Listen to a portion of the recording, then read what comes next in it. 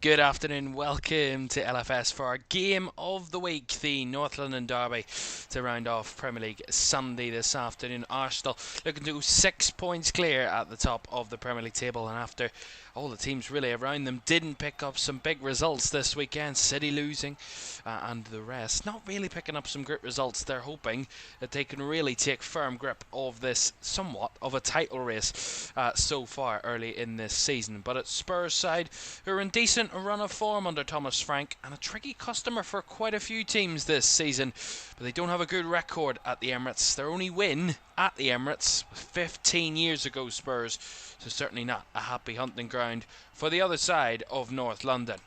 Already this weekend, Chelsea picked up all 3 points at lunchtime yesterday to win 2-0 away at Burnley. Bournemouth and West Ham shared the points at the Vitality, finishing 2-2. Brighton came from behind to beat Brentford by 2-1. Just the one goal between Fulham and Sunderland as the Cottagers claimed a 1-0 victory. Liverpool, their joint biggest home Premier League defeat yesterday to Nottingham Forest 3-0. Sean Dyche finally having a good day at Anfield. Wolves 0, Crystal Palace 2 was the score at Molineux. Wolves continue to be winless at the start of this season. And Newcastle United went ahead twice in the game, held on to it the second time to win by 2-1. Harvey Barnes with both goals securing the victory for Newcastle United in what was a strange game yesterday, but a big 3 points for the Magpies. And in the earlier game this afternoon in the Premier League, Leeds beaten narrowly by Aston Villa at Ellen Road. Lucas Mecha did give Leeds the advantage on 8 minutes, but 2 goals from Morgan Rogers. The free kick, a really good free kick. Morgan Rogers securing the victory for Aston Villa.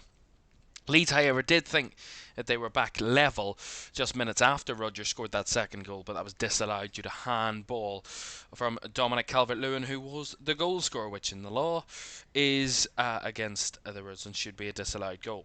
Albeit, overall, Leeds probably had slightly the better of it. More shots on target, their XG slightly higher, but one of those close games and a bit of free kick magic getting the winner. But all focus now is on the North London Derby, an Arsenal team who come into this season knew it was do or die to win the title this year. Under Mikel Arteta, 11 games, 8 wins. They only dropped points for the third time last time out before the international break away to Sunderland. They'll be getting back to winning ways, hopefully for them, this afternoon, going 6 points clear if they claim all 3 points this afternoon. No better way to enter December and a chance at really taking full grasp of that title race. Let's have a look at this game then. Well, Arsenal, as I said, set 3 points clear at the top ahead of this game. They dropped points from for just the third time this season before the international break in a 2-2 draw with Sunderland. That was also, in that game, the first time in over 800 minutes that Arsenal had conceded, and they conceded 2 in said game, that late equaliser from Sunderland. Tottenham start the day in 9th. Now they're 3 points off the top 4 and 8 points behind Arsenal at the start of play today. And Spurs are winless in the last 2 league games. However, they did win their last away league game, and that was a 3-0 win away at Everton. But this, a very different task. This is an Arsenal crowd that are up for this today, I'm sure. Happy with the results of the weekend, with most recent rivals in a title race beaten and beaten well.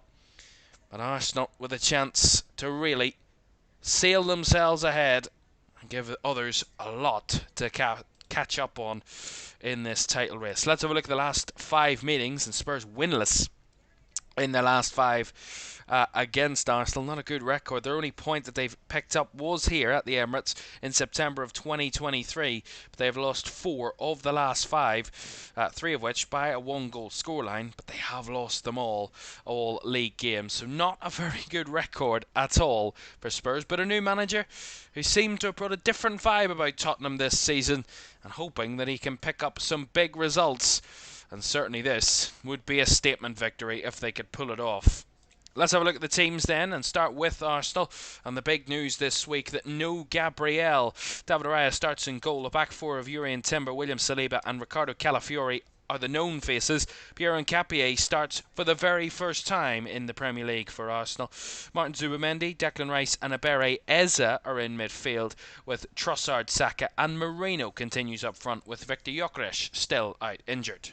On the bench for the Gunners, Kepa, Mosquera, Lewis Skelly, White, Norgard, Madueke, Waneri, Diamond and Martinelli. As I said, no Gabriel and no Victor Gyökeres, two massive players missing for the Gunners. Still without their captain as well, Martin Ødegaard, who is also unnamed. For Thomas Frank's Spurs, well, they've gone for a slightly different look today. Vicario starts in goal, but they've gone for a back five, which they played in that Super Cup against PSG, and it was working well until it didn't, really. Jed Spence starts at right wing back, Romero, Van de Ven and Danzo in a back three, with Destiny Udogie at left wing back. João Palhinha and Rodrigo Bentancur are in midfield, with Wilson Odobert, Mohamed Kudus, who returns from injury, and Richarlison starts up front. On the bench for Spurs, Kinski, Gray, Porro, Simons, Bergvall, Sarr, Tell, Johnson and Kolo Muani. Not a bad bit of depth for Spurs, considering they've got some injuries out as well, in the likes of Kulusevski, Madison, Solanke, Bissouma and Dragoshin, all unnamed for Tottenham. Well, it is a rivalry that goes back quite a number of years, but it's been Arsenal that have dominated the North London derby over the last few years.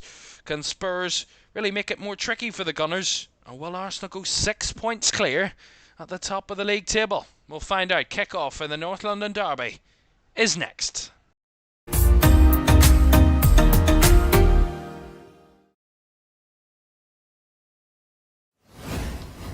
A very good evening. Welcome to Premier League Live this Sunday. This is what Premier League days are all about. Sunday afternoon, under the lights, and the winter emerging. The cold weather, the important games on the horizon, and Arsenal have a big week certainly on the horizon.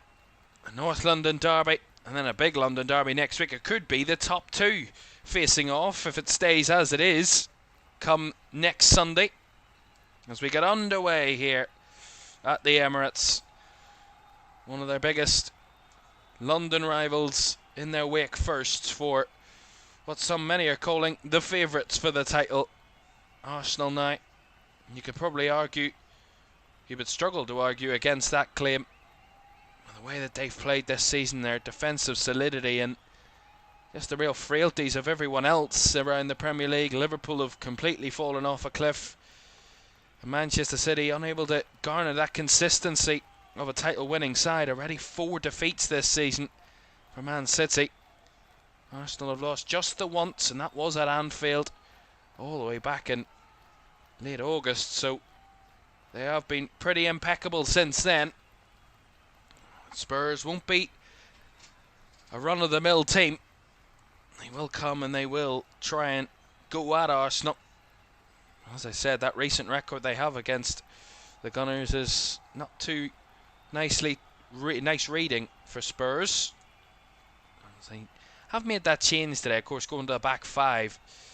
The 3 centre-backs, and Thomas Frank alluded to it before the game, that it could be down to the fact that set pieces are such a massive part of the way these two teams play, and it could be the difference on the day. And having that extra defender not only helps attacking set pieces, but also defending set pieces.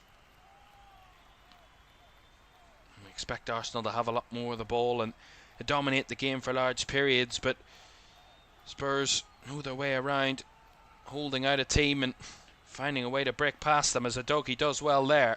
Wins it back down the left. There's the arrow it towards Richarlison first time, but easily cut out by Saliba there, although he puts it straight out of play under a bit of pressure. And just another Andy says, afternoon mate, hope all as well. Thank you very much, Andy, great to have you with us. Udogie will be a real threat today. And Spence down the other end for Spurs. 2 natural wing backs. Arsenal there winning it back nicely in the midfield off Bentancur. Here's Trossard, central. Lays it out wide to Saka. Nice hold-up play there from Trossard. Here's Bukayo Saka. Works it inside, finds Eze, who flips it over the top in the strike. Well saved, and it's just gone wide. Off Danzo. That was impeccable from Arsenal. Really good play down that right hand side. Again, Saka just steps onto his left foot, finds Eze in space. He just literally just flicks it over the back of the Spurs defenders, and it's Declan Rice, I think, that has the shot. In the end, it is. He steps away from his man and hits it on the volley. Really good save by Vicario. And the rebound off Danzo behind for the corner. Could have went anywhere. Luckily for Kevin Danzo, goes just narrowly behind for the corner. Saka will take. Very positive from Arsenal there. Saka with the first corner. Left-footed delivery. Flicked up and away by an Arsenal player. And behind for a goal kick, Jurrien Timber. Got his head to that one. Nowhere near the target. But inspired start from the Gunners. There's Mikel Arteta. Look at that for a record. 7 of his 11 games against Spurs he's won. It's not been really much of a derby. And funnily enough, Thomas Frank won his first game in the Premier League. If you remember that. Very opening game of the season when Brentford got promoted on the Friday night at the G-Tech. Brentford won by 2-0. And actually, funnily enough, it was a long throw that beat Arsenal out that night. The irony of that night. Set pieces so integral to the way Arsenal play. And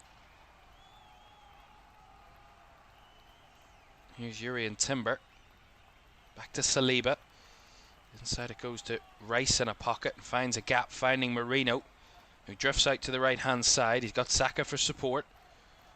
Marino drops into his left, finding Timber. Out wide again to Saka. Spurs just trying to keep tabs on him as he plays it back to Zubamendi, who recycles it back with Saliba again. Here comes Marino trying to work it down the right channel. Well blocked by Udogie and out for the Arsenal throw. Spurs just sitting back in shape,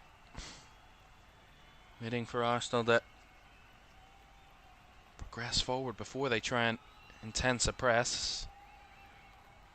If any real intention is Timber feeding it down the right hand side, but that one will bounce its way through to Vicario under no real pressure at all. Well, that will be key to how Spurs defend. Arsenal is being so rigid in shape and not giving them much room between the lines. We know what quite a lot of the Arsenal players can do when they're given space in between the lines and areas to manoeuvre into. Can really just carve you to pieces. And as we saw there with that chance that they had, Saka's ball inside to Eze just picked up a pocket of space and was able to use his creativity and quality to try and find a way in behind. There's 2 huge misses for the Gunners. Club captain Martin Odegaard and of course Gabriel, who played every minute of the Premier League this season up until his injury. Look at that without him. 33% win rate, albeit very rarely without Gabriel, who is very often, if not almost all the time, fit. There's a body blow for the Gunners to lose one of their strongest players and one of the most reliable players. And sometimes the trials and tribulations of top flight football have to adjust, and Piero Nkapie gets his first Premier League start today and certainly will be tested against the Spurs side, who can score quite a number of goals. They haven't completely racked them in this season. 19 goals in 11 games. But on their day, they can certainly fire away past anybody. And Marino wins a free kick there in the middle. Yeah, just a bit too much from Mickey van de Ven, maybe. Just trying to let Mikel Merino know he's there. And that one, it's Richarlison that time. It's going to give away a free kick on Eze. That's another part that Spurs can really just try and hone in on, is the physicality of the game. Not give Arsenal time and space on the ball to try and create what they want. and do what they want. Make it more of a tussle, a real battle. Make it more rugged as Udogie has to defend that situation as Vicario's clearance. Pretty half-hearted there as Eza does well to intercept. Now Timber finding Saka. Saka trying to return the favour. Couldn't quite squeeze it through as he gives it back to Zubamendi. Nice Saliba. Fires down the right channel. Finds Saka. Bit of space now. Saka with a cross. Up and away that time. Fed back in by Timber. Again away by Spence this time. And Spurs trying to scramble away with Kudus. Well closed down and recycled by Rice. Bit relentless now from Arsenal. Spurs unable to get out. Find a way through. Give themselves a bit of respite defensively. Here's Trossard. Tracked all the way by Palhinha, but he spins past him. As the deflection goes back to Declan Rice. And as I was talking about that Spurs record against Arsenal in any game, that's a ball in behind. Again, well defended. Udogie there having to clear it. Danzo fires into the air. It's really poor from Spurs, and Marino there has a shot blocked by Romero into the hands of Vicario. A little bit scrappy from Spurs when they're trying to clear their lines a couple of times. Just haven't got it away as clearly as they would like to. Just sustains that pressure even further. That's a good long clearance by Van de Ven, but no one there in Spurs colours to pick it up. And they give it right back to the Gunners. Well, look at that. Action areas in the first half so far, the first 9 minutes. 45% of the ball in Spurs' final third. 45% in the middle third, and just 10% in Arsenal's final third. So showing that Arsenal certainly in the ascendancy. Rice again. Eza couldn't quite reach it as Kudus now has the loose ball. Back to Spence, and now Danzo as Spurs recycle it round the back. Van de Ven out wide here to Udogie. He was given no time and space by Saka. Throw into Spurs. Well, Spurs' last win against Arsenal was a 3-0 victory in May of 2022 at the Tottenham Hotspur Stadium, and Harry Kane scored 2 and Heung-min Son scored the 3rd in that 3-0 victory. Arsenal were down to 10 in that game as well. And as I talked about, Spurs' torrid record at the Emirates, they've actually lost 4 of their last 5 visits to the Emirates and conceded 2 goals in every single one of their last 5 visits, including that draw in which they finished 2-2. So when they come to the Emirates, they do concede a lot of goals. Actually, the last time they conceded less than 2 goals at the Emirates in the league was in 2016, November 2016, when it finished 1 each. And that was at the end of a string of 1-1 draws between the sides that season, or in and around that season. That last victory for Spurs at the Emirates, a 3-2 win on the 20th of November 2010, almost 15 years to the day. Gareth Bale, Rafael van der Vaart and Yunus Kabul were the 3 scorers that day for Spurs. And can you believe the Arsenal scorers? Samir Nasri and Marwan Charmak. Robin van Persie was in that Arsenal side as well. And we do have a stoppage here for the moment. Trossard kind of clipped by Palhinha, and he stayed down for the moment. There, Leandro Trossard. Real English says, how's your luck this game week in the FPL? I actually haven't checked it yet, which I forgot the deadline was 11 o'clock yesterday, and I only realised 33 points, but I have no one after today, so that's not good. Avraya, Porro and Eza for this game. Yeah, I forgot to check it before the weekend. Yeah, not good of me. Not good of me at all, but listen, we'll see. See how it goes. You never know. We could get a bit of luck from nowhere.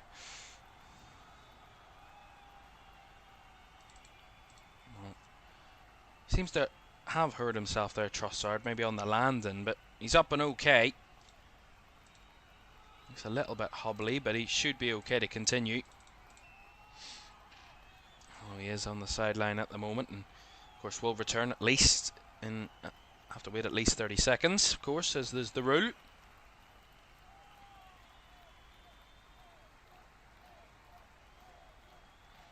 Doesn't look the most comfortable though.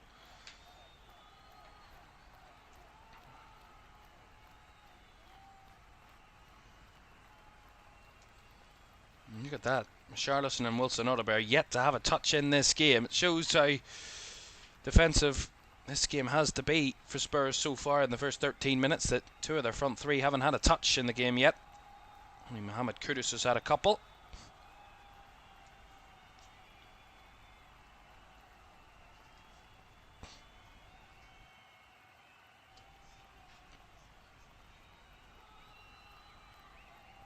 I've got to say, Spurs just haven't really got going as of yet.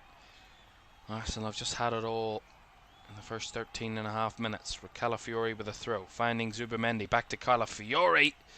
Tried the cross, it was a bit deflected as Richarlison heads away.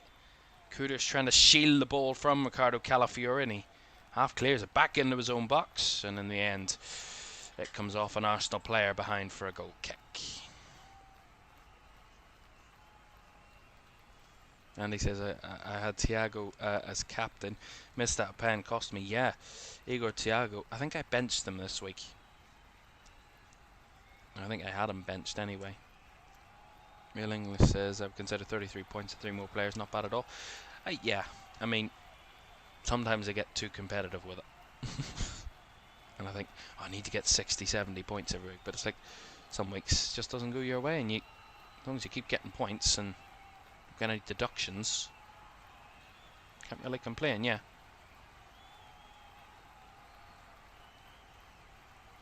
Free kick here to Spurs, around about the halfway line. Spurs just need to get a touch of the ball.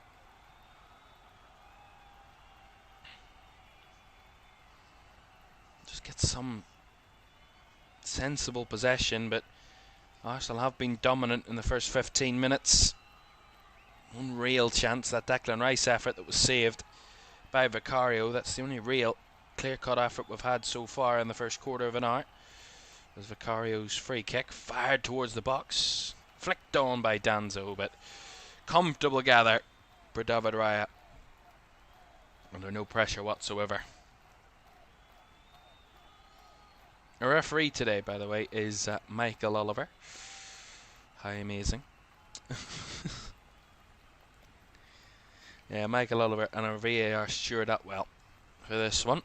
VAR's had quite a significant involvement this weekend in a number of games. Gotta say, on a number of occasions, maybe not successfully so.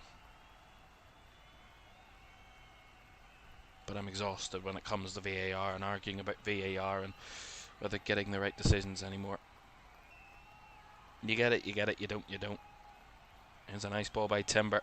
Is trying to return it to Marino, who shouldered his man out of the way, but referee says play on to quite a lot here. Says play on now. Rice down the left-hand side. Zubamendi trying to whip one in.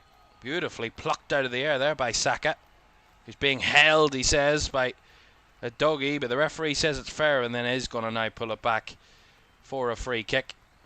Destiny Doggy a bit frustrated. Shared that with Bukayo Saka before quickly exiting the scene.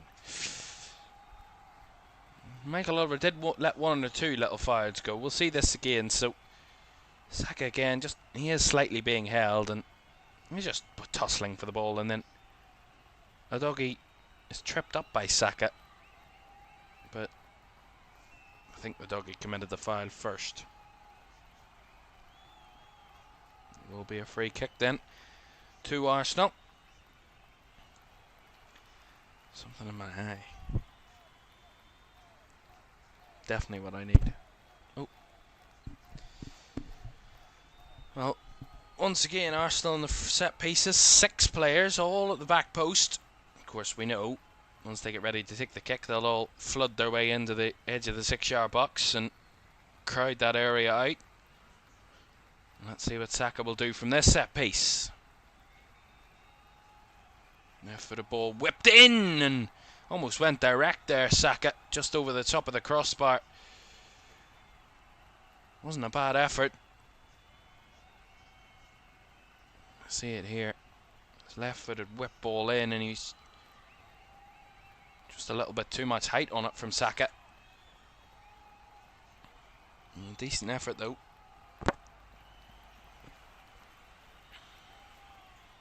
We've already saw a bit of set-piece magic today in the Premier League. That Aston Villa goal from Morgan Rogers, the winning goal and the free kick. Here's Destiny Udogie for Spurs. And the left, a rare foray forward as he's bundled over again, wanted a foul. Referee waves it away as Saka strides away with the ball.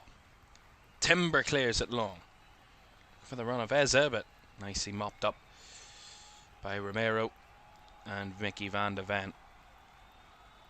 Got under no duress whatsoever. Kudus back to Spence now. Danzo gets rid quickly, but again, no one there in Spurs colours as the bounce actually allows Odebear to step in, and Richarlison shielding the ball is brought down by Zubamendi. Free kick to Spurs. It's probably one of the first contributions Odebear and Richarlison have had in this game so far. Few and far between.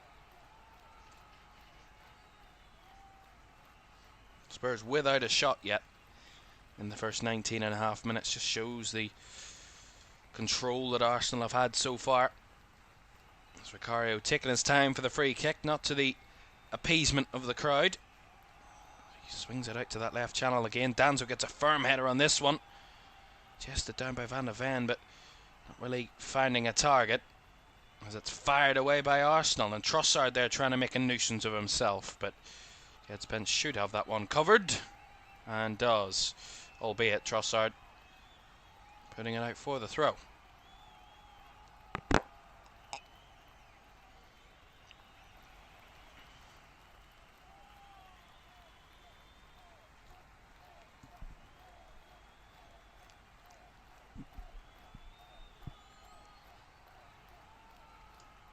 Danzo takes this throw in for Spurs down the right side. He's just not able to keep the ball for any length of time. Spurs really struggling to take the ball down and get some possession. An Arsenal player everywhere they look. Eze throwing himself into the challenge to win it. Loses on that occasion to Kudus, who did well, and Richarlison trying to fire it in behind for Odebear again. Little too much on it. And Zubamendi can mop it up comfortably.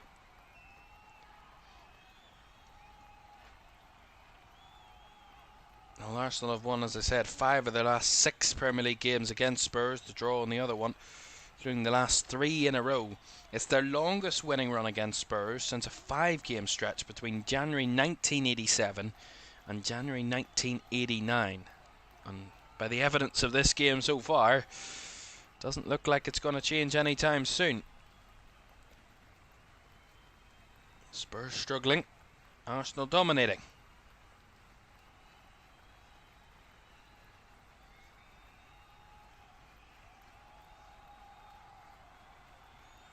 This record is especially bad for Spurs. They've lost 7 of the last 9 league games against Arsenal.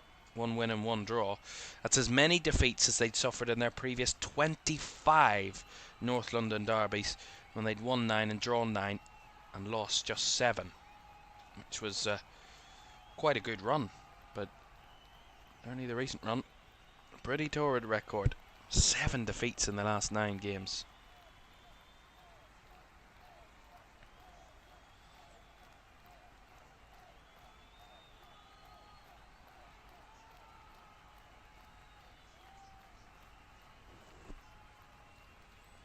Spurs just trying to frustrate Arsenal with that throw in that took quite a distance, but they've almost messed it up there. Just kept it in play. Back to Vicario. Fires it long down the left channel, looking for Richarlison. Holds it up well, but despite being dragged down. Kudus, nice reverse pass, finding Audebert. A little bit of space here for Spurs now. Audebert kind of whacked it off Declan Rice as it's cleared away by Nkapie. Now picked up down the right hand side by Marino, who gets no throw in from the referee there. He glanced around as quickly as he went down there, Mikel Marino, and referee Michael Oliver was having none of it. Yeah, I didn't think it was a foul. It was a little soft, if I'm honest. Vicario again with a long clearance. Too high for Jed Spence. Well won by Calafiori, brought down by Trossard. Nowhere to go. Off Palhinha and out for the throw-in.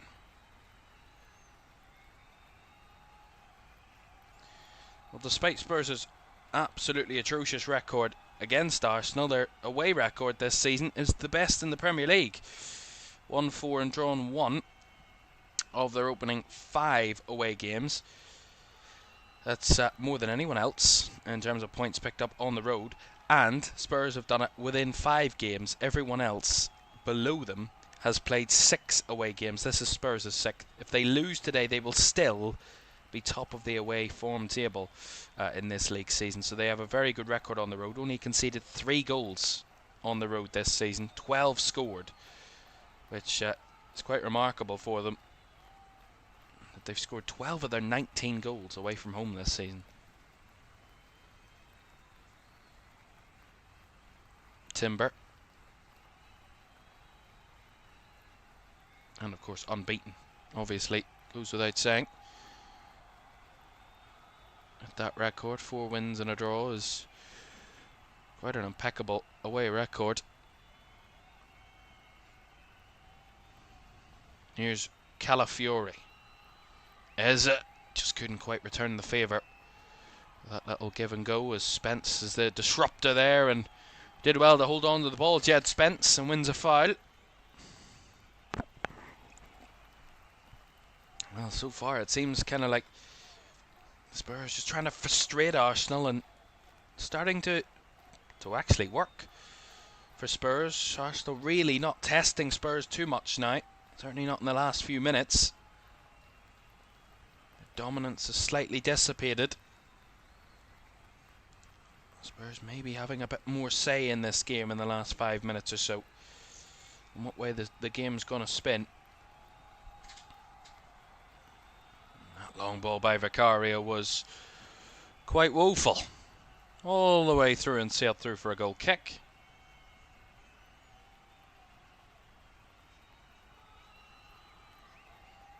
Here's Rice.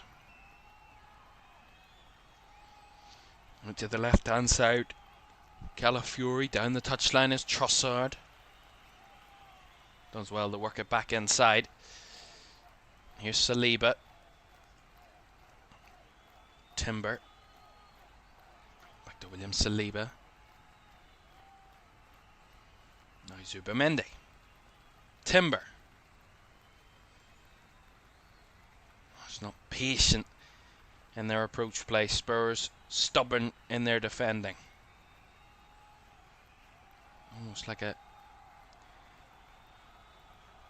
5-3-2 or a 5-2-3 out of possession.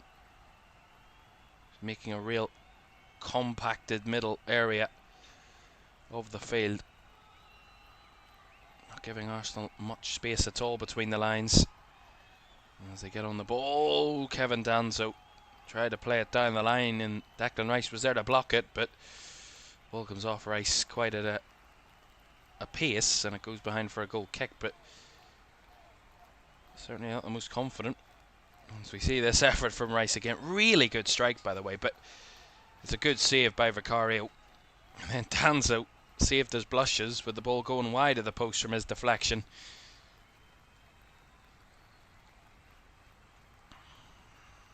Step in there from a doggy, but again unable to find a teammate to sustain the possession for Spurs. That seems to be the issue at the minute. They're winning the ball back, but that seems to be where all the good play stops, really.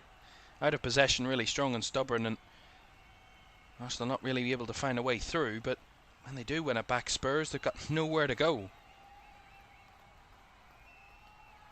and no way of, at the minute, progressing the ball up the field, so they're just kind of hampering the possession right back to Arsenal. Saliba across to Nkapie. Back to Saliba. Finding Eze in the pocket. Chased all the way by Palhinha. Eze just feeds it back to Timber and back again to Saliba. And now Nkapie. Nice patient ball down the left hand side to Trossard. Trying to squeeze it through a gap that wasn't there, but the block and deflection helps it back into his path. Only for a split second there was Richarlison there to try and break it apart. And now Kudus, who will play it back to Van de Ven. Adogi. Richarlison again, shielding the possession. As in comes Kudus to win it. Runs through a number of bodies and unable to again keep the possession for too long, Spurs. As the ball's back with Nkapie again.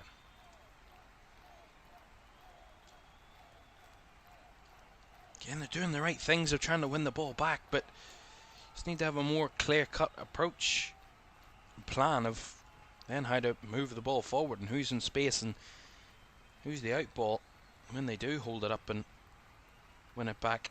That's a nice ball by Trossard. Inside to Calafiori, back to Rice, who will whip it in. Cleared away. Only half cleared by Van de Ven as Timber's sweeping effort didn't really get very far and cleared away. Back with Timber though, who shoves Richarlison out of the way. And now it's bounced right back into Timber's path as it was nicely blocked there by Van de Ven and behind to find Vicario.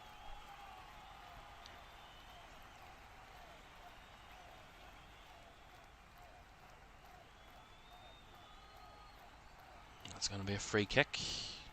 Marino trying to win the ball back and committing the foul in the process.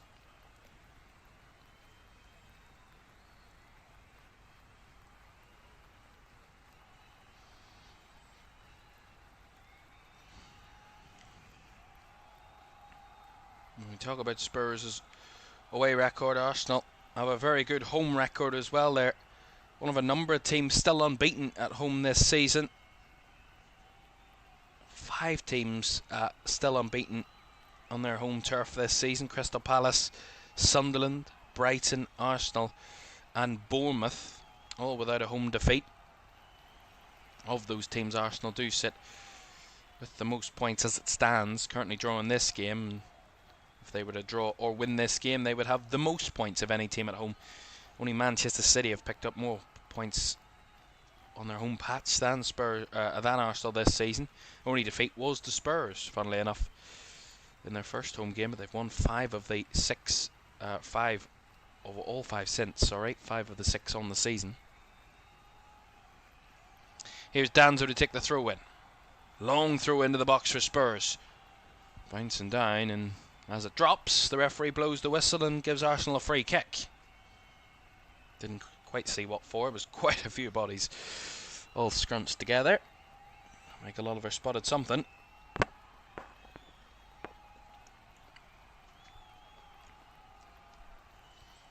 "31.5 minutes gone. Arsenal 0, Spurs 0 in the North London derby. I always say it every year. This derby's always the one that excites, always the one that delivers. Gives you magic moments and crazy games. Never really, North London derby never really felt like a night game or a big Sunday afternoon game. It always felt like a lunchtime game or a game under the sunshine. It was never a night game, really, from what I can remember in recent memory. And Saka there is going to be fouled as he tried to work his way to the box, and Bentancur is going to be penalised. He's going to get himself a yellow card. See it here, Saka does well. Just drags his way around the defender in Van de Ven, and then Rodrigo Bentancur knows he's not going to stop him any other way than dragging him down. And it's a yellow card, his second of the season, and a free kick in a decent area here for Arsenal. On the right hand side, in line with the edge of the 18-yard box, at about 23, 24 yards out. Saka over it again. It's similar to the effort earlier in the game. That free kick that Saka just sailed over the crossbar. Very similar position. Very similar approach, it seems, from Arsenal. Can they make this one a bit better than the first? Saka readies the run up, whips it in, and he kept that one down, and Vicario had to make the save. That he did, but that one was not going over the crossbar.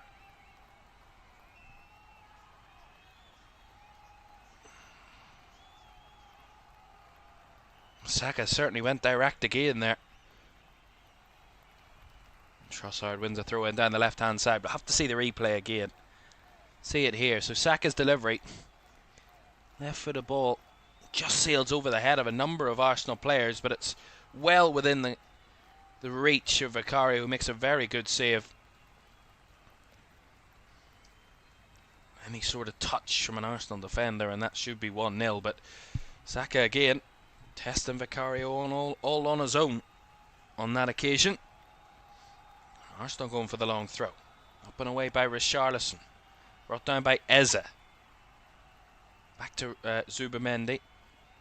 Poked over the top by Calafiori. Plucked it out of the air by Trossard. He flicks it across, and Moreno was in the middle with Van de Ven, but Vicario there to gather.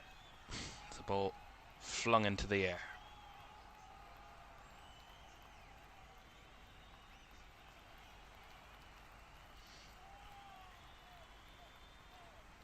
Gotta say, finely poised at the minute.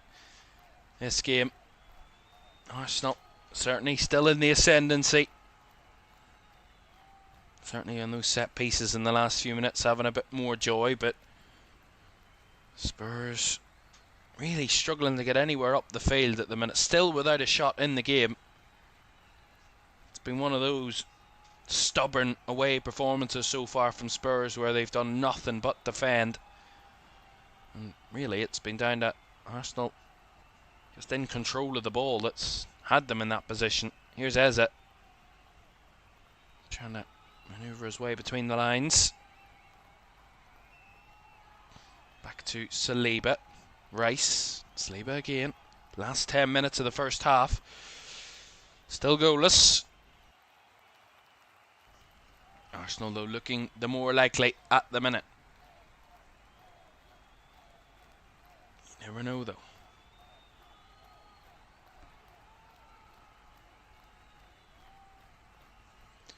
Certainly going blind in this eye.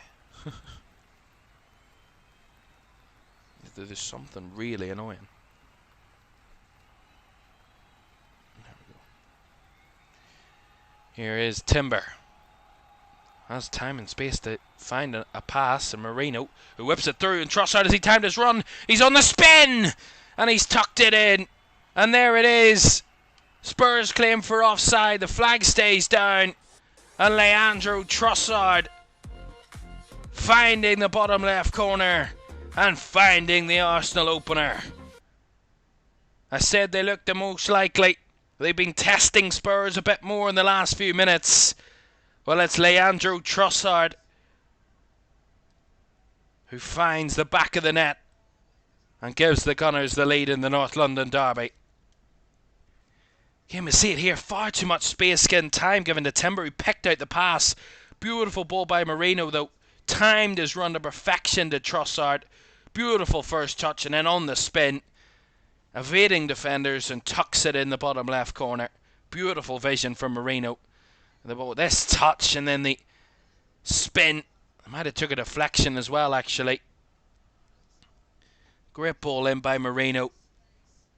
Great first touch is fantastic, and then on the turn has the shot, and it actually does come off a Spurs player.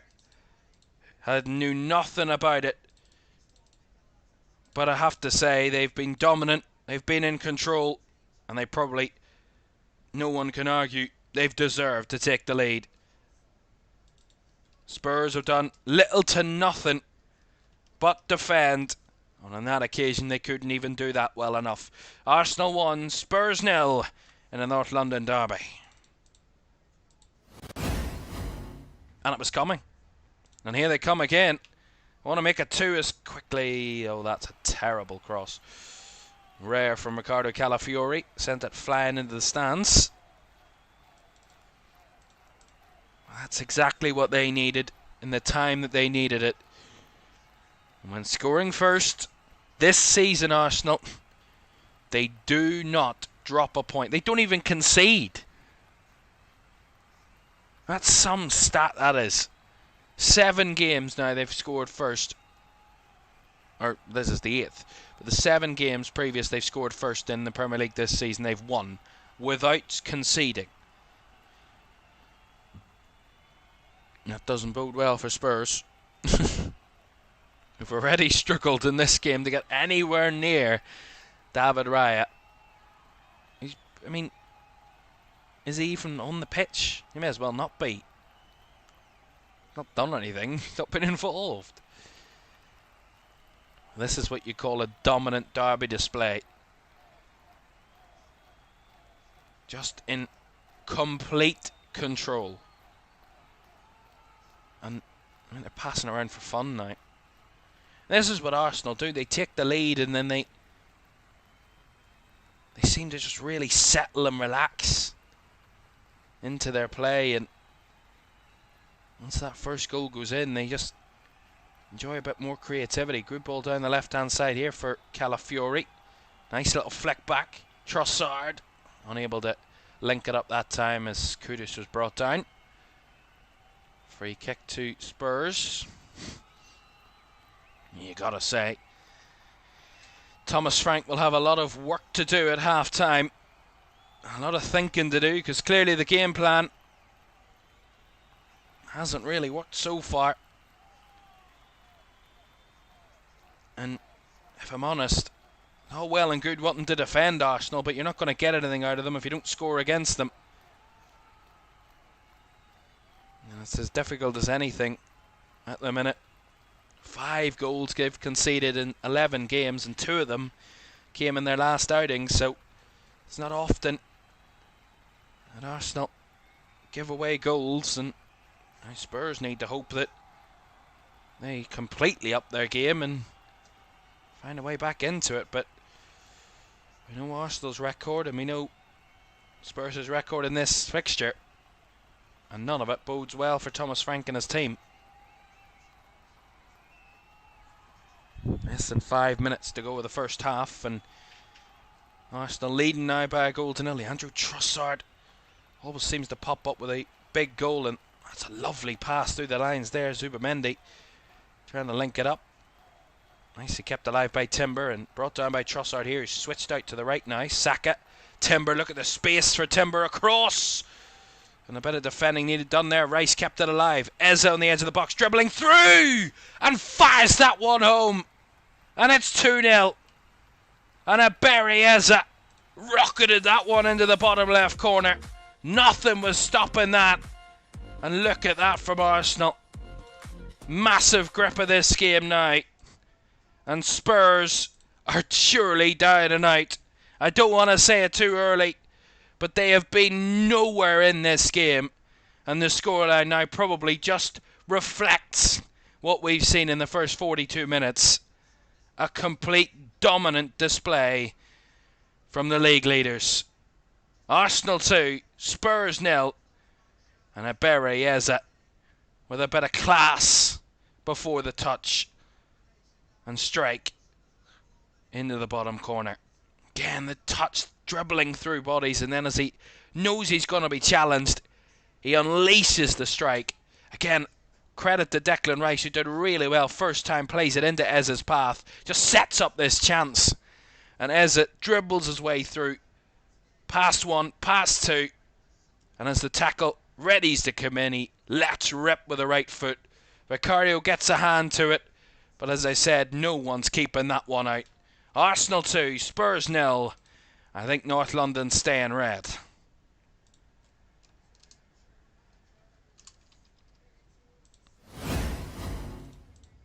And I think that he might be enjoying a look at the Premier League table tonight, Mikel Arteta, and the red side of North London, because as it stands, they're going 6 points clear at the top of the table and miles ahead of anyone else in the Premier League this season. Dare I say it, are we looking at the future Premier League champions?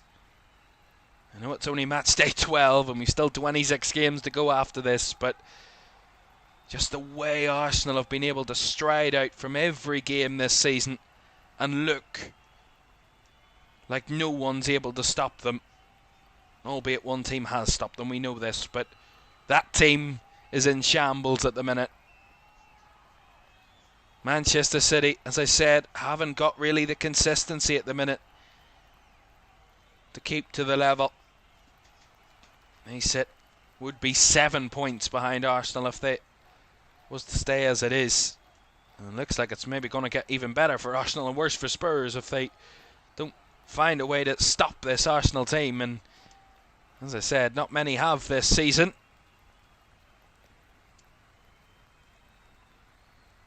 And as I said, that home record speaks for itself. If Spurs are going to get something out of this game now, which looked nearly impossible at the best of times, they're going to need to do something that 5 other teams haven't been able to do against Arsenal at the Emirates this season, and that scored 2 goals. Arsenal have conceded just once at home in the league this season. Spurs are going to have to score 2 to get anything out of this game now, and that's if they don't concede again, which on itself looks very unlikely that they won't concede again. What a difference a couple of minutes can make. 35th minute, it looked like Spurs were doing a decent job of frustrating Arsenal and keeping them at bay despite their dominance in possession. But we talk about moments and goals coming from quality, pure quality, and both goals are a sheer, utter example of pure and utter quality. And 2 well created goals at that. You can't take anything away from the build-up or the finishes. It's just scintillating for Arsenal. They're firing on all cylinders at the minute. And as I said, everything was against Spurs coming into this one. All the records, all the stats, all the storylines. And so far, the game in this first half at least seemingly played out like that. By the way, we've 3 additional minutes at the end of the first half.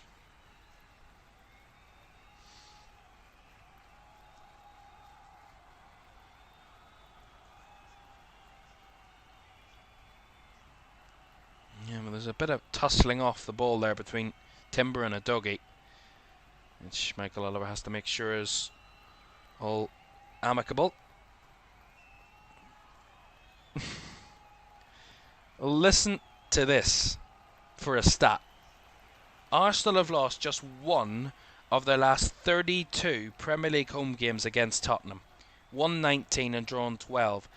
And then that was the 3-2 defeat in November of 2010. That's the only defeat in the last 32 home league games against Spurs. I mean, that is a horrendous record. Horrendous for Spurs anyway. Horrendous. I'm honest, I mean, I don't really get the game plan now for Spurs. I mean, I wouldn't understand if Thomas Frank doesn't make a difference. They have to change things at halftime because they are going to get destroyed 4 or 5 if they keep at this, because they're offering nothing. Literally not. I mean, it couldn't be more literal. They haven't had a shot in the game. They've barely been anywhere near the Arsenal box, never mind had a shot.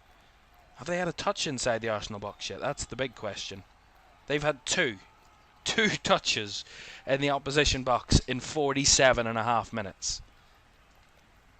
They've been non-existent in an attacking sense, Spurs, in this first half. and if they don't find a way to compete at least in this game, they are going to get absolutely destroyed, because Arsenal are just going to have fun with it, and it seems like they're having a bit of fun with it at the minute.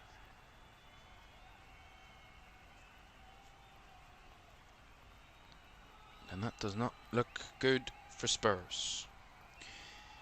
Here is Romero. As there's the half-time whistle. And no one better to hear that than Thomas Frank and his team, who have been absolutely dominated in this first half. The league leaders looking well worthy of that lead, and they are completely in control here in this North London derby. 2 goals up at the break. The first through Trossard, the lovely play by Marino in the build-up, and the second by Abereyeza with a wonderful strike from him too. Arsenal probably could be even further ahead if they'd created some more big chances, but Spurs, as I said, non-existent in this first half. It's barely a derby game. One team showed up and one hasn't. Half time, it's Arsenal 2, Spurs 0.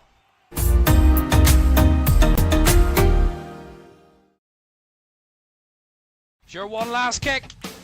This is gonna be it. This is the moment. Vicario kicks this, and Liverpool are there.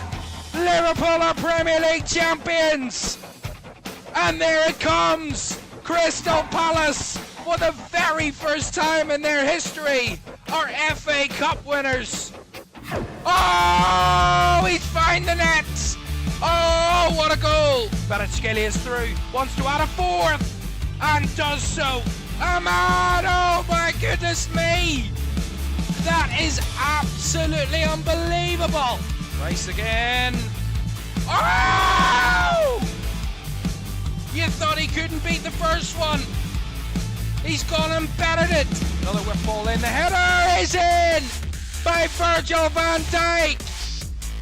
Incredible.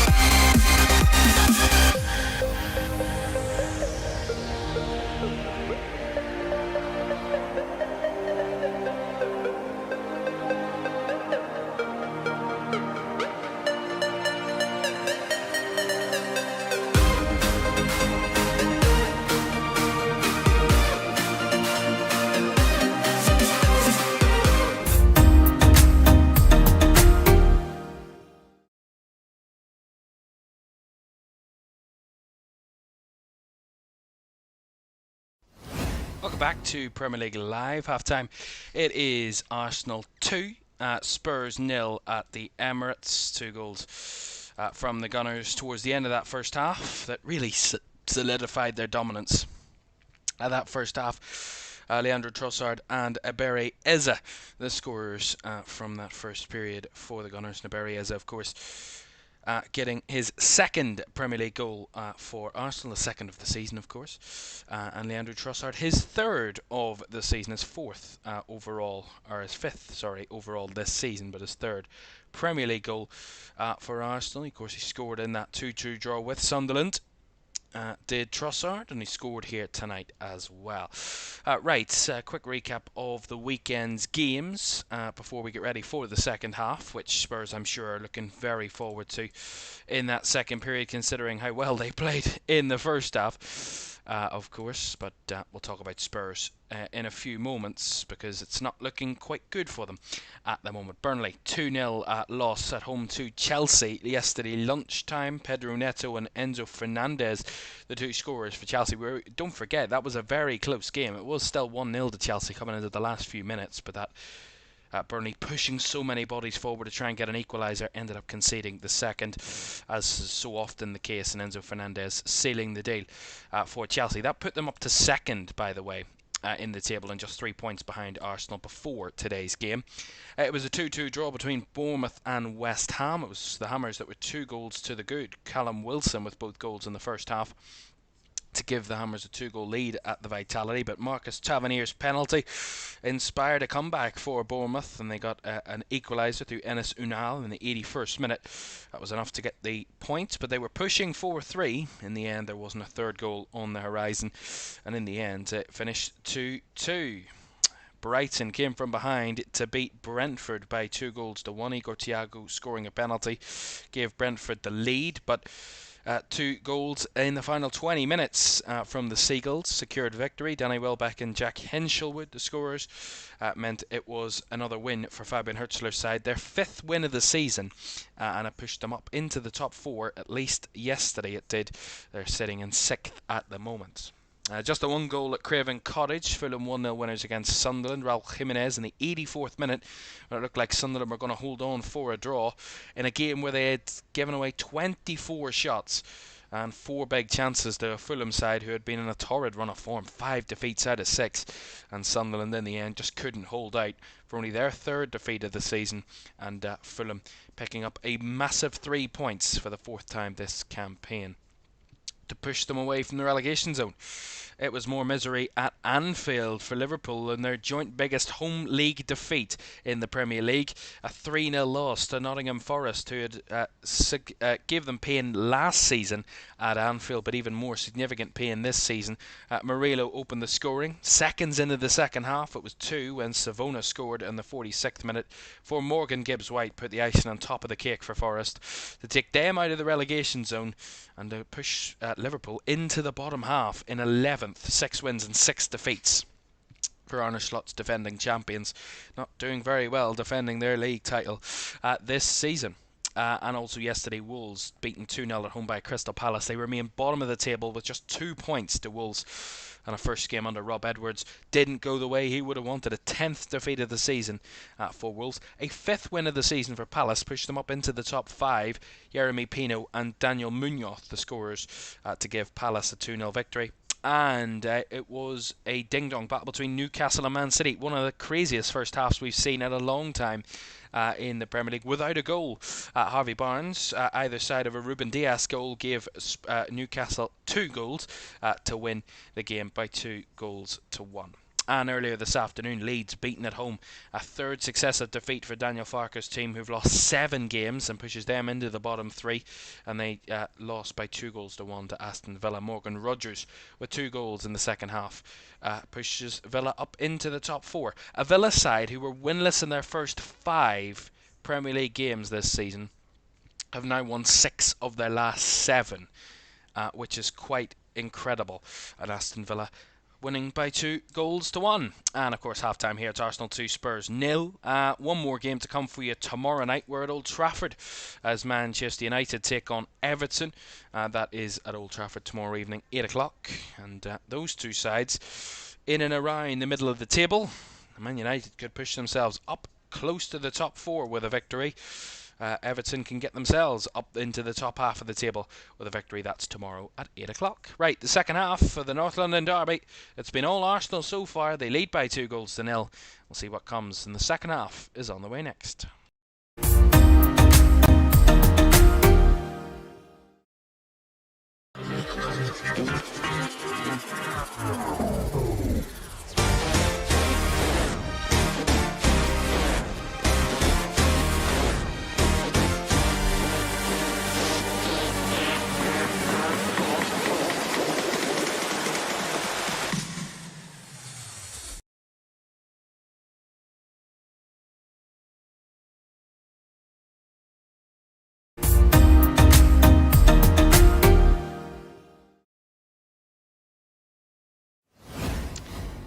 Welcome back to Premier League Live. Half time, it is Spurs 2-0 down away at Arsenal in the North London derby. The league leaders looking to go 6 points clear at the top of the Premier League table, and it's so far so good for Arsenal and Mikel Arteta.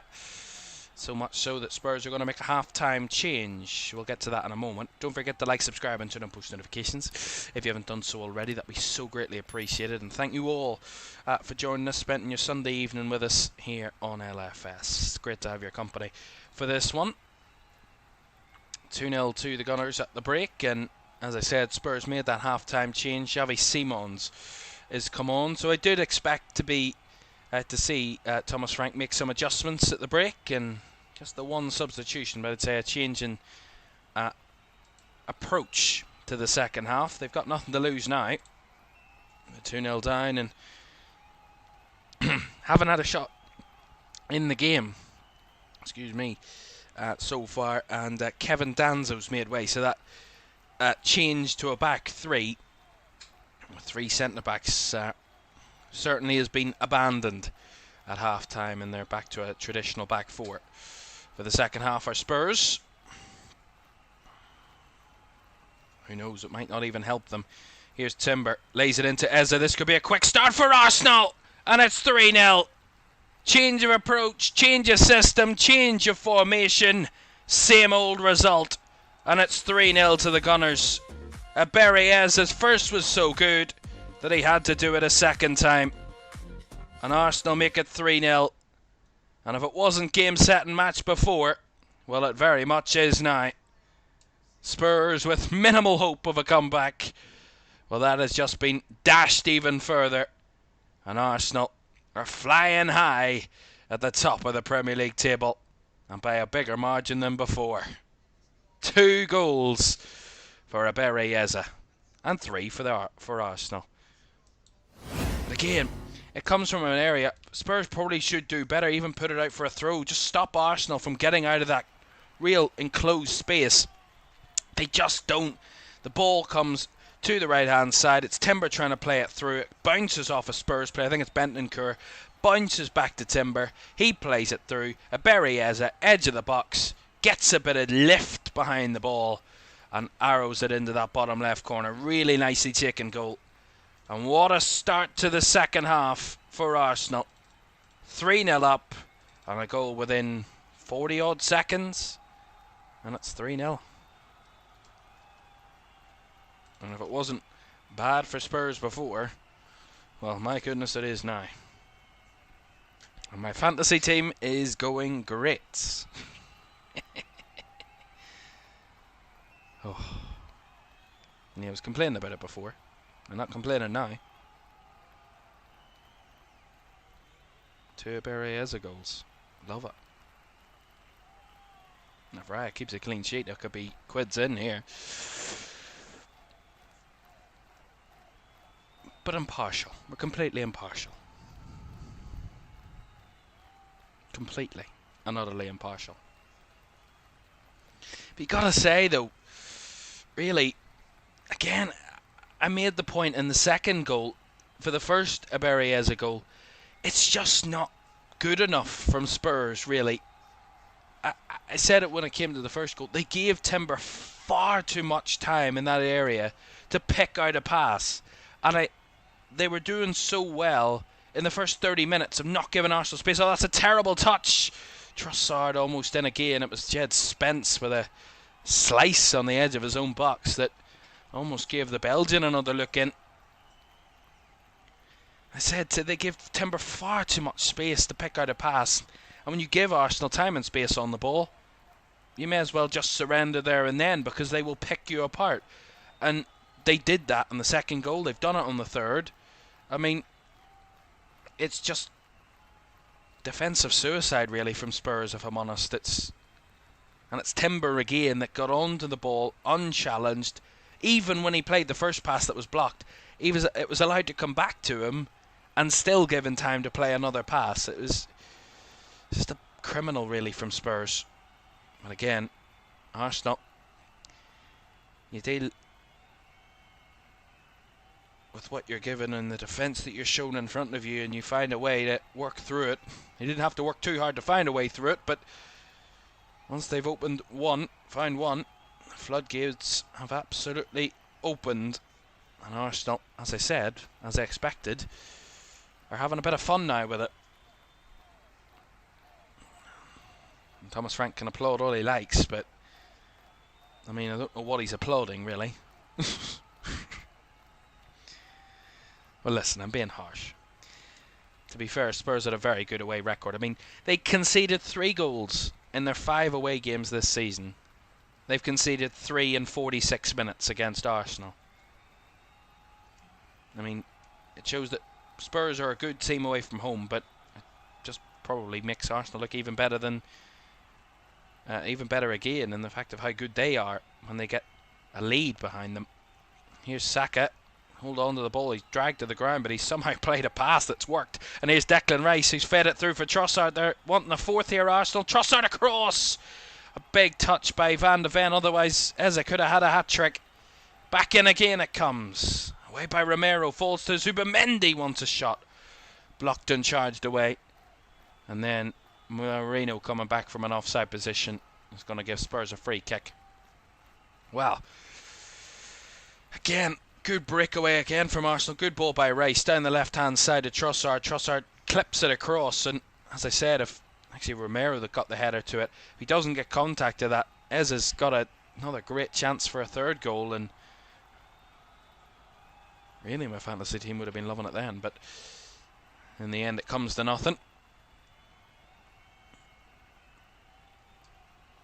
But if I'm a Spurs fan, I'm hiding behind the sofa now and looking between my fingers at what I'm watching, because this could really be a complete demolition job if it continues the way it is. We still have another 40 minutes plus to go in this game, and they're already 3-0 down, and Arsenal pushing for another one. Really could be ugly.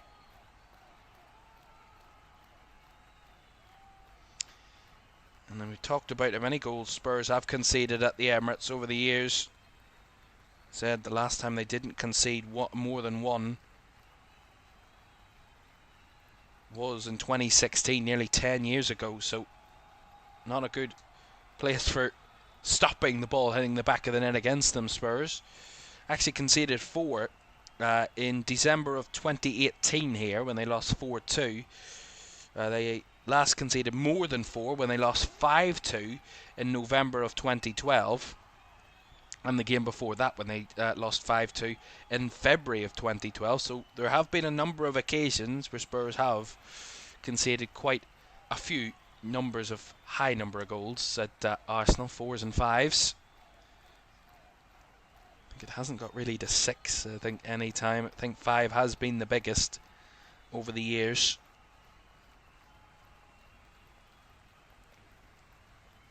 Yeah, 5-2s, back-to-back 5-2 defeats are the biggest over the Premier League years anyway.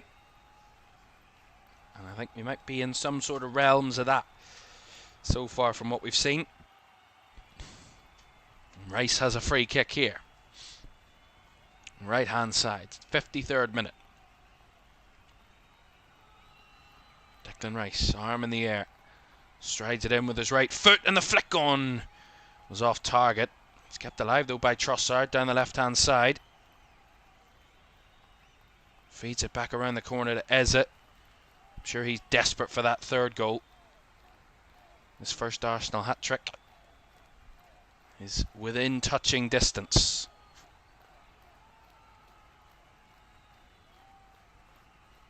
There's a tussling to win it back, and in the end catches a Spurs player. It was Zubamendi that might have been penalised for that one. It's a free kick to Spurs.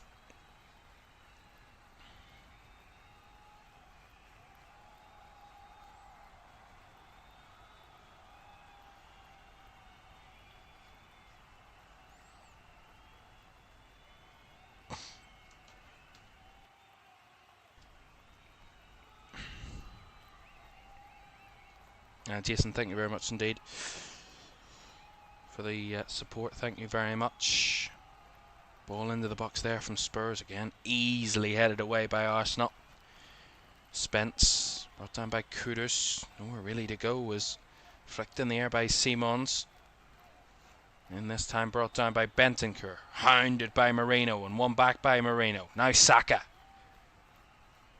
Up against Udogie. Saka, given no time and space, plays it back the way. Timber. Zubamendi. Now Rice.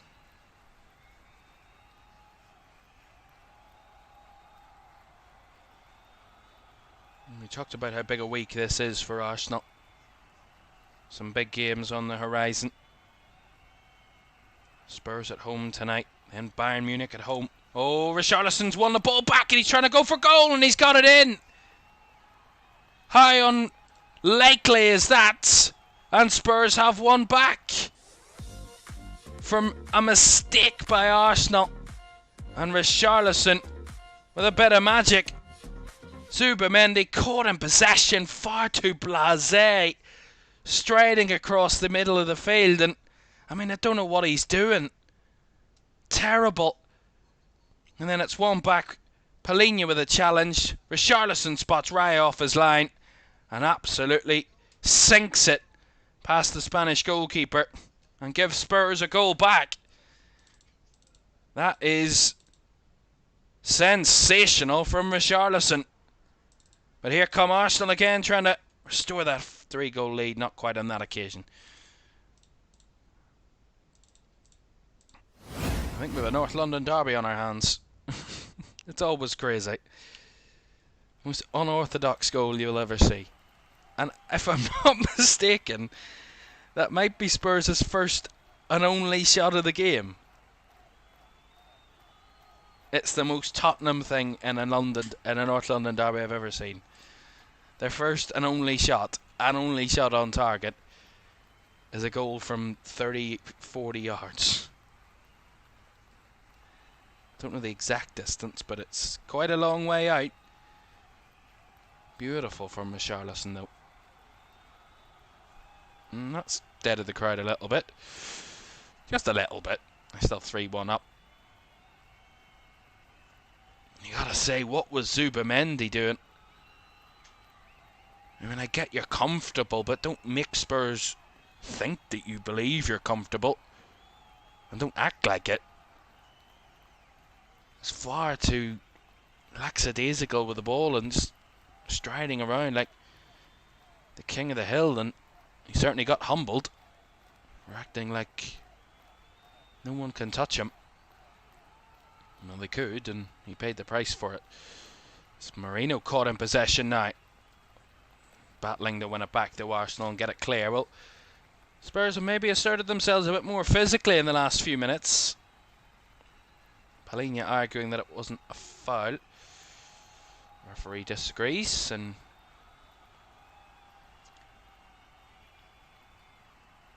well, I gotta say, it's a goal from nothing that gets Spurs something. As I say, only the second goal that Arsenal have conceded at home this season, and by any stretch of the imagination I would have said that we would have played to next Sunday and Spurs wouldn't have scored, but I forget what game I'm watching. That's a North London derby, and anything can be produced. And that's a little bit sloppy there again from Arsenal. You never know. That one was Calafiori. That's the thing that Mikel Arteta wants from his team now, is them to be too relaxed about this. I think that Spurs are just going to fizzle away because they get another one. You never know. Clear it away and Trossard flicks it on. Header one by Romero. Equally sent back the way it came by Saliba. And beautifully in behind here for Trossard. Trossard now striding onto the ball, trying to work his way into the box. And Spence doing just enough to hold him out and get the goal kick.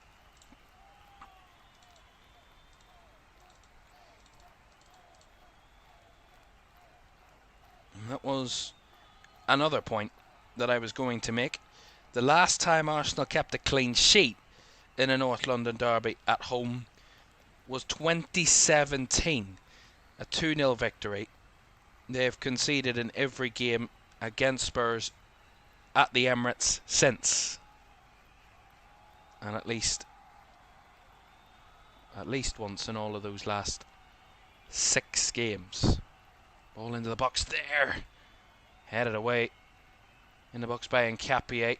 They've made it a little bit more of a battle, Spurs, albeit, as I said, a goal from absolutely nothing, but nothing can create something, and that's going to be a goal kick, which Michael Oliver quite theatrically delivers to the crowd. It's a bit Mike Dean-esque, that one.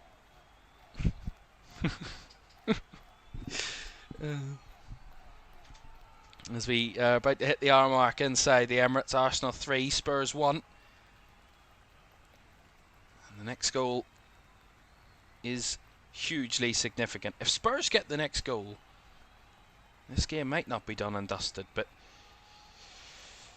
if Arsenal get it, then really we're back to where they were 10 minutes ago when they were completely in firm control. Spurs' goal just has caused a little bit more nervousness. Minimal, but a little hint of nervousness.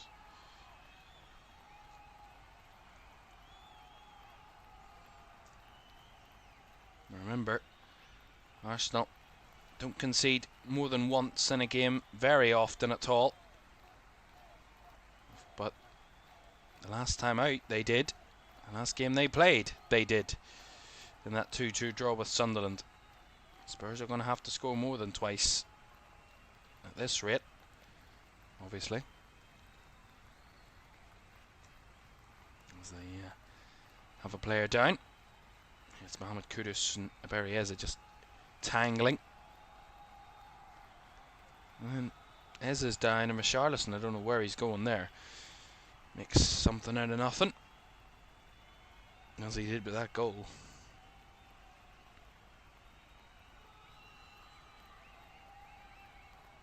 I mean, it would be the most Tottenham thing in the world to have one shot on target and one goal. It's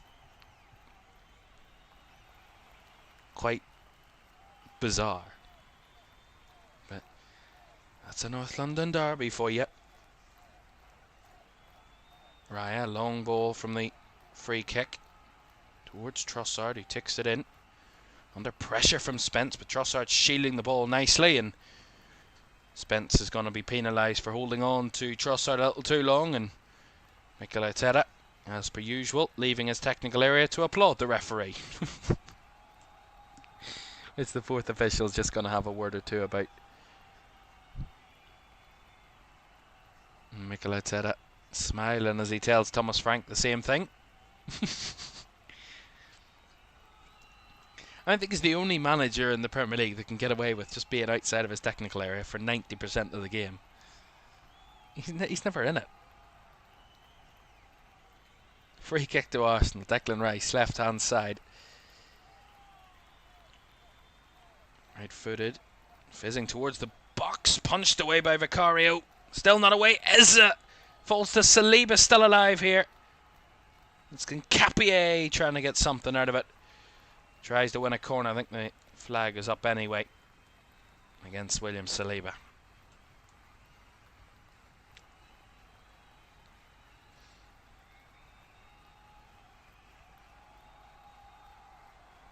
And the XG with that goal, 0.02. I think that's quite high for that goal from that distance, that range. That's a 1 in 50 chance of scoring that goal.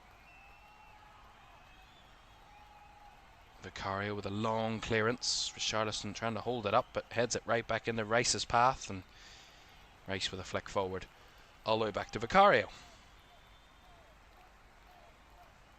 And the crowd getting a little bit eager to jeer Vicario, who lays the ball into midfield, and now Paulinho on the spin, finding Richarlison in a little pocket of space, lays it back to Simons, and now out to the left is a doggy. Down the left hand side comes Audebert, who we've barely heard from in this game. Simons with a strike from range, and straight at David Raya. He makes his first save of the day from Spurs' second shot of the day. With 26 minutes to go, Arsenal are not done and dusted just yet. That Spurs goal really does put a spanner in the works a little bit. Gives them a little bit of confidence and belief that maybe if they get a second, this game could still be alive, but it is a long shot. A very long shot. Well, they've already scored from one of those. Here's Audebert. Simons.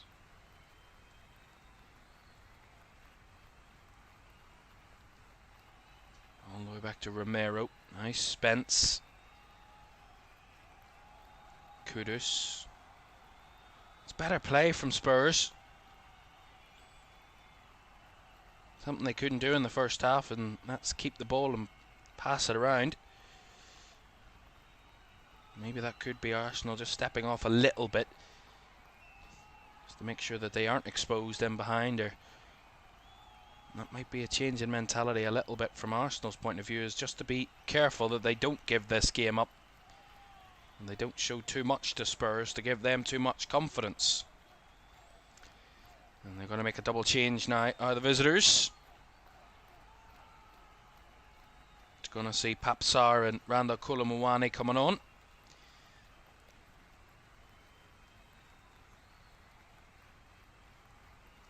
And Rodrigo Bentancur, and I believe that was Wilson Audebert who's off. It is. So Bentancur and Audebert off, Kolo Muani and Sarr on. Some fresh legs and more attacking positions. Straight swap in midfield from Sarr and Bentancur, but a little bit more progressive. Here's Moreno in behind for Saka. Almost, but not there on that occasion. And the Van just stepping in at the right time.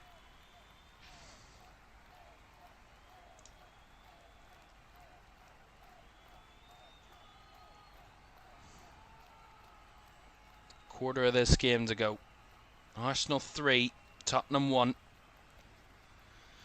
Trossard with the first, Eze with the second and the third for Arsenal to make it 3-0 right at the start of the second half, and a goal from absolutely nothing from Richarlison has given Spurs something to cling on to in this game, in a game where they had done literally nothing before the goal, but seem a little bit more in it now in the last 5 to 10 minutes since they've scored. Speaking of that, they've actually had 2/3 of the possession since they scored, Spurs, so they are much more involved in an action.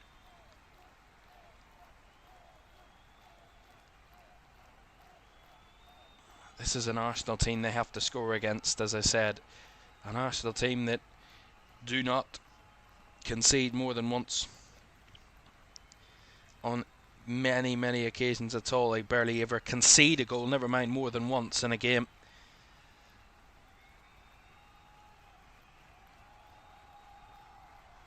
Sunderland are the only team to score more than once against Arsenal this season. Not many teams have scored once against Arsenal. I think Newcastle, Liverpool, City are the only teams that have scored other than Spurs and Sunderland against Arsenal all this season. Never mind score them more than once. Here comes Simons in behind. Here's Richarlison working under the ball, lays it out wide. Delivery into the area is far too overhit by João. Goal kick to Arsenal. They're going to need that to be a little bit more accurate, Spurs. When they do get into the final third, they need to find a target man in there.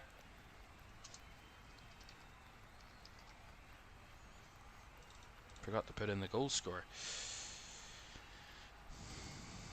A reminder for you, we have another game for you tomorrow night. Monday night action to round off match day 12 in the Premier League. Man United taking on Everton. That's tomorrow at 8 o'clock on LFS from Old Trafford.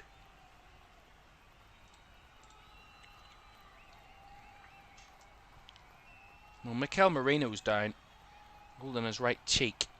The referee is just going to stop the game, and he's got his yellow card out, Michael Oliver. Not too sure what for. You can see this again. Is it Van de Ven that kind of collides with him? Yeah, he does catch him with his arm, but I mean, it's completely accidental. It's a painful one. And I think if the referee's going to give a yellow card here, I think he's just a bit excited. I mean, take a chill pill, will you? Has he given the yellow card out? He had his yellow card out, the referee, but I didn't see him point it to anybody. He's put it back in his pocket again.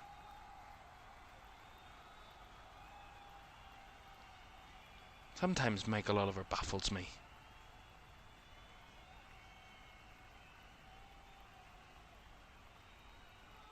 And the yellow card's actually been given to Christian Romero. Well, I can only guess that that's maybe arguing with the referee, maybe. That's all I can really guess is what happened. And if that it is his a yellow card for Christian Romero, which means it's his 5th of the season. Spurs in behind here. Oh. Well closed out there by Arsenal at the last second. He needed to get a challenge in there to Calafiori, and he did. But that is Romero's 5th yellow card of the season, which means he misses the next game. Of course, he is the first player, I think, to get a 1-match ban this season. Of course, 5 yellow cards equals a 1-match ban. And if he gets to 10, I think it's a 2-match ban, I believe. But that means that he will miss Spurs' game against Fulham next weekend, next Saturday night. Of course, he'll still be available for their trip to PSG in the week in the Champions League. They will lose their captain for the next Premier League game as Saka's effort from range is saved by Vicario behind for the corner. Well, he's a man you wouldn't bet against scoring. Wonderful little whip on the ball. Just let Vicario move out of the way and let it sink into the bottom corner. Such great quality. A good save, really good save by the goalkeeper. Puts it behind for the corner. And that's only their 2nd corner of the night for Arsenal. It's only 2nd corner of the game. Race to take. Left-footed. Or left-sided, sorry. Half cleared, and then the follow-up is well over the bar by Eze. He's still on a hat-trick, remember. Well, my fantasy team wouldn't mind it. Well, we can't be greedy. We can't be greedy. Can't be greedy whatsoever. Get me 12 points at the minute. David Raya's not getting me points now. That's lovely from Trossard down the left-hand side. Does well. Finds Rice. Calafiori leaves it. Not on the same page as Marino, but he's done just enough to keep the possession as Michael Oliver tries to get out of the way. And Trossard blocks it, has it blocked by Xavi Simons. Behind for the corner. This is what they need now, Arsenal, just to slowly but surely just regain a little bit of dominance, a little bit of control. Let's carry this game home. 17 minutes or so to go. plus the additional time. Declan Rice with another corner.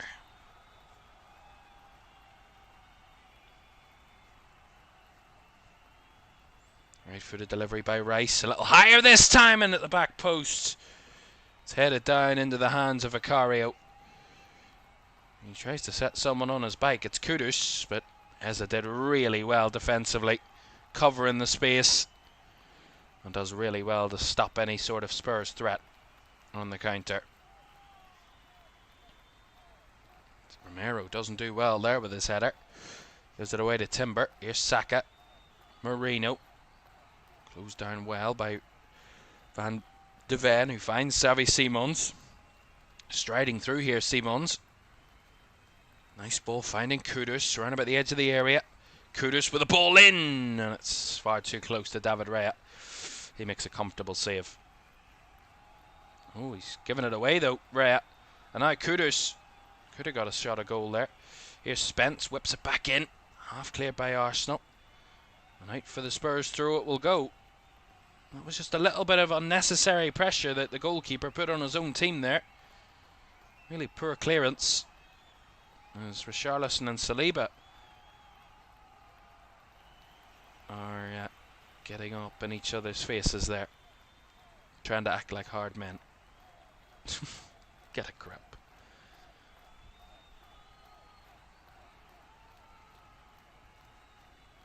Oh, actually they wrestle at the back post when Raya made that catch. That's what really caused the kerfuffle. Spence with a throw here. 15 to go. Arsenal 3, Spurs 1.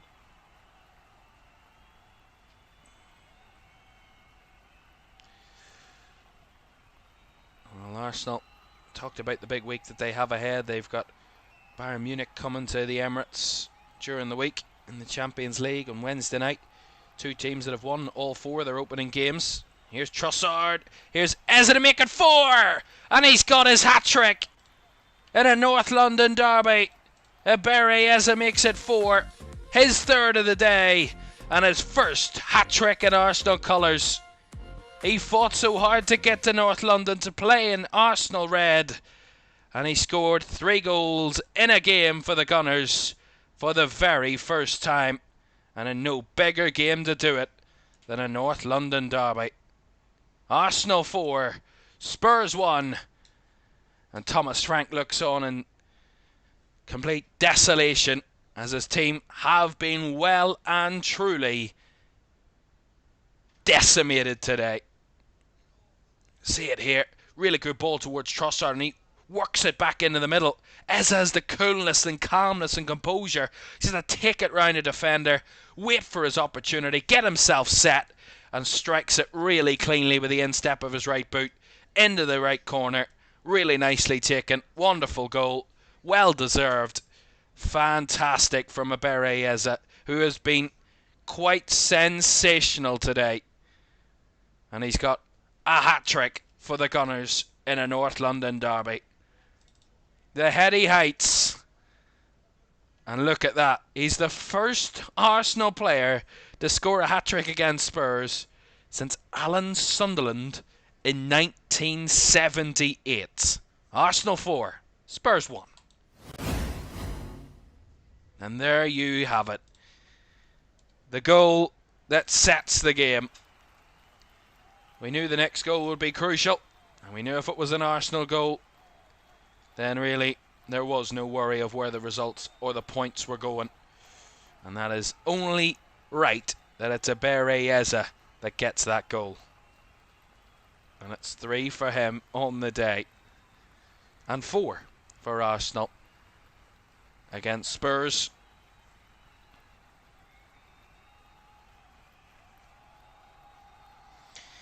And 4 against Spurs for the first time in almost 7 years, when they beat them 4-2 here in December 2018.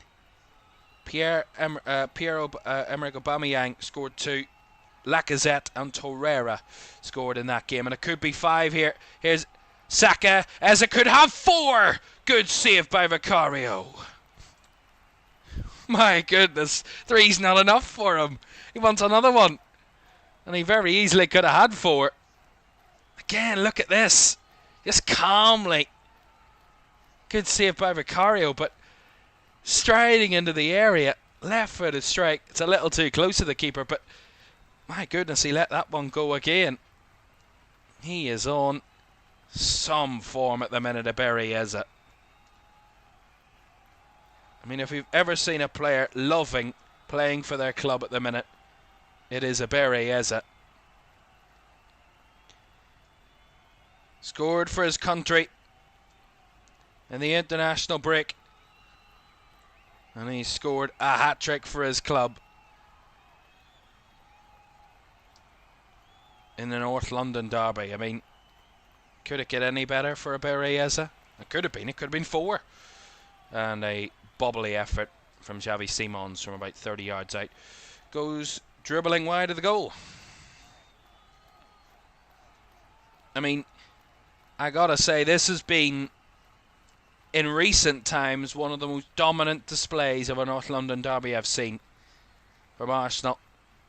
Albeit they have an incredible record of always getting over the line against Spurs in these fixtures, but they've always been close affairs. They've always been tight games. They've always come down to one bit of magic or one goal or one bit of drama. But today, Arsenal have been on a different planet, a different universe to Spurs. I mean, Spurs have been nowhere near it, and 4 is actually being kind to them because it could be much worse. It could even be worse. There's time for them to make it worse. Still 10 minutes and more to go. And Arsenal have been by far on a different planet to Tottenham today. Saliba has a bit of defending to do there. And does it resolutely.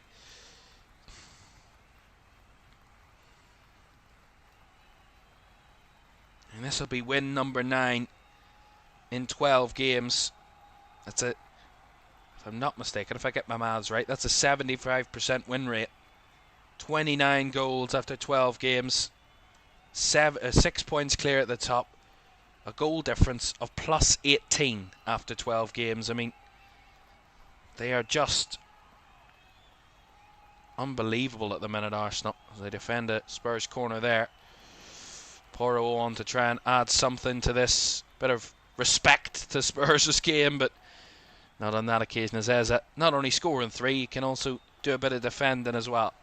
As he fires that one 70 yards up the field to the Spurs goalkeeper. I mean, dominance isn't even a word for it. There's just no word that explains how in control of this game Arsenal have been. And here they come again. It's Madueke into the box. Sliding challenge there from Spurs to put it behind for the corner. I think it might have been Brennan Johnson that made that block. And by the way, they did make a double change, Spurs, a few minutes ago. After that Arsenal goal, Arsenal brought on Madueke for Trossard, and Johnson and Porro come on for Spurs for Kudus and Spence. And Arsenal have another corner. Well, funnily enough, they've scored 4 goals today, Arsenal, but none of them have come from set pieces. So they've certainly silenced the crowd that said they can only score set pieces and they're only a set piece team. They've silenced that crowd. I mean, it would only make it even better if they did score from a set piece. That would really put the icing on the cake for Arsenal. Rice to take this corner.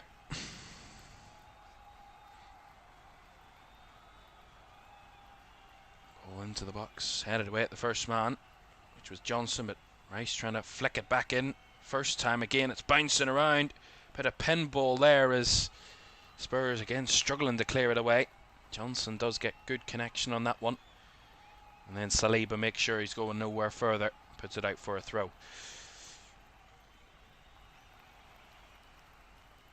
Well, Thomas Frank, overall, he's doing a decent job with Spurs, but today He's been well and truly schooled. His team have been well and truly schooled, and on a different stratosphere. These two teams, they might be only separated by a few miles in London, but they couldn't be any further apart in terms of on-the-field play today. It'll be 11 points that will separate the two teams after this game. Spurs will stay in 9th. It'll be their 4th defeat of the season, the 14th goal they've conceded at 4th, which will mean around about a third of their goals they've conceded this season, if not a little short of that, have been against Arsenal in one game.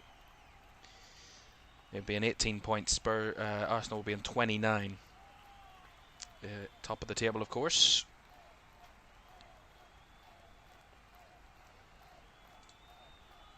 I tried to get to my point about Arsenal's big week twice already, and they've cut me off with 2 goals. So I'll tell you for the 3rd time, Arsenal have a big week, believe it or not.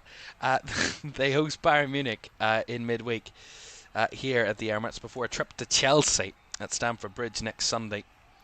So a couple of big games on the horizon for the Gunners, and games that really will be testers for them, but in the form that they're in, you wouldn't doubt that they'd probably pass those tests with flying colours at the minute. Wednesday night they're in action here against Bayern. As I said, both teams have won all 4 of their opening games. Arsenal yet to concede in the Champions League, by the way, this season. And then they head to Chelsea, who very easily could be the top 2 come next weekend when they face each other at Stamford Bridge, which would be another interesting battle. A very keen one. That's our game of the week next weekend as well. Very intriguing battle. Well, for Spurs, I already mentioned it a little earlier. They've got PSG, a trip to the Parc des Princes, the champions of Europe, to come in midweek. They've already met them this season, as I said, in the Super Cup. They were 2-0 up and ended up losing on penalties, Spurs, to PSG in that game. So they'll have a bit of revenge task on their hands when they go to Paris on Wednesday night, before they are back in action against Fulham next Saturday evening at the Tottenham Stadium. Another derby for them, London derby for Spurs, as well as Arsenal next weekend.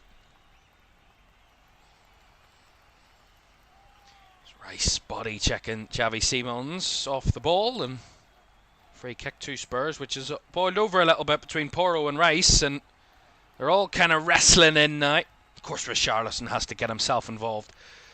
I mean, like a stray cat in a scrap, him has to be on the scene all the time, Richarlison. I mean, honestly, just get a grip. And the referee's going to pull out a yellow card. I wouldn't be surprised if the yellow card's handed out to a number of players here. That's for unnecessary battling. Rice is still rhyming off to Pedro Porro. He's going to, I think, get himself a yellow, I would suspect. He has a chat with the referee, Michael Oliver.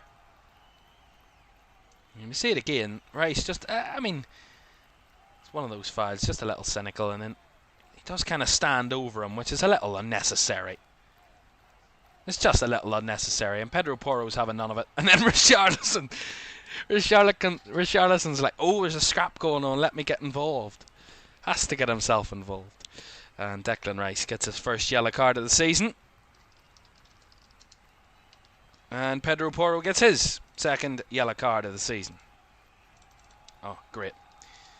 Fantastic for my fantasy team that he gets himself a booking. Wonderful. Arsenal going to make a change here then. It's going to be their final change of the game? Nope. Nowhere near it. Only their second change of the game. And I think their third as well is coming. Piero Nkapie is going to be replaced by Christian Mosquera. And Ethan Nwaneri is also on the field. For the moment, I'm not too sure who for. I'll let you know now. It's Mikel Merino. So Mosquera and Nwaneri on, and Merino and Nkapie off.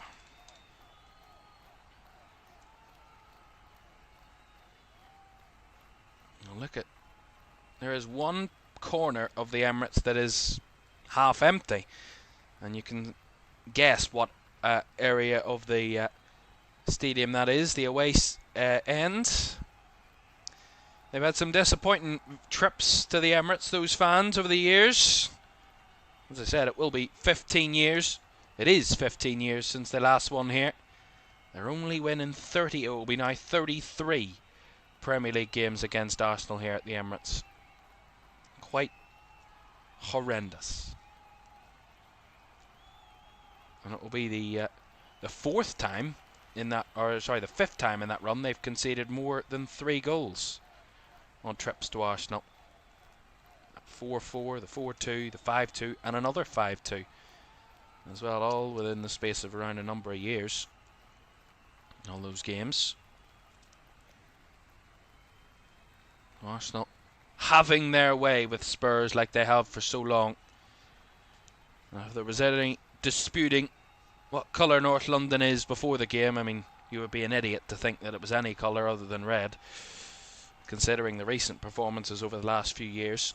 Albeit one of them's won a European trophy, but we're not going there.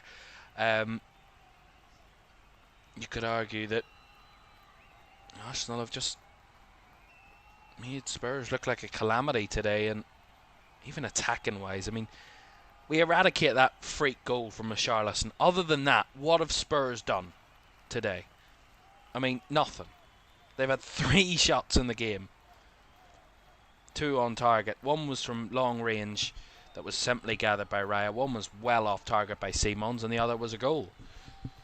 They've done nothing, and all of those shots came either the goal or afterwards. So they've been torrid all game. As we hit the 90 minutes, we'll see how long will be added on at the end of that 90. That's going to be 4 minutes added on.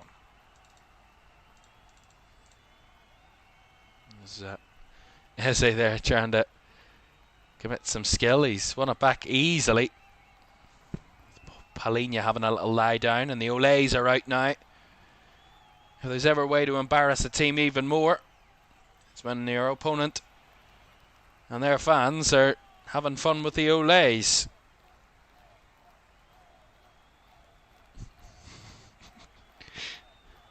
I love it. It's one part of football that I am in love with. It's just hilarious. I mean, that ball from Rice, fabulous. Here's Madueke down the right side.